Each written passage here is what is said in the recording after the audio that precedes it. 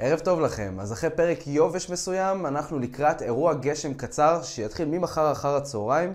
כל הפרטים מיד אחרי החסות.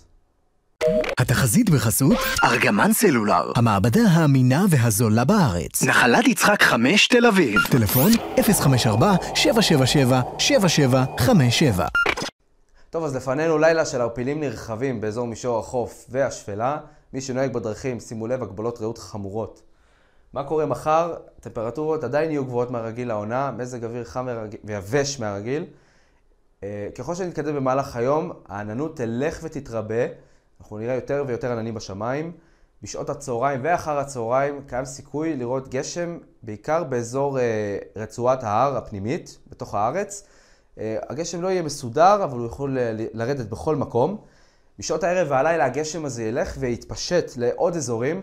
שוב, לא מדובר במערכת גשם נרחבת, אלא גשם ספורדי שיכול לרדת בכל מקום בארץ, אפילו באילת.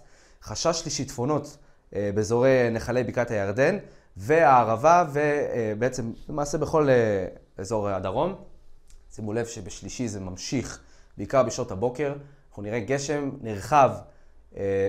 מה זאת אומרת נרחב? הוא יהיה בעיקר, הוא יהיה בכל מקום בארץ, אבל באופן ספורדי. זאת אומרת, אל תצפו ליום חורפי משמעותי במיוחד, אבל איפה שירד גשם הוא יכול להיות חזק, עם סופות רעמים ואפילו ברד.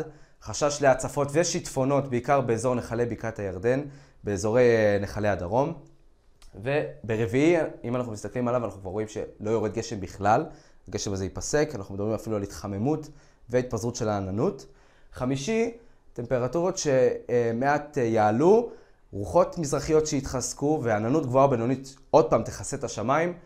אם אנחנו מציצים לתוך סוף השבוע, יכול להיות שיש איזושהי מערכת גשם שעוד לא ברור מה האופי שלה, אבל אנחנו נדבר על זה בהמשך השבוע. שיהיה לכם ערב טוב ולהתראות.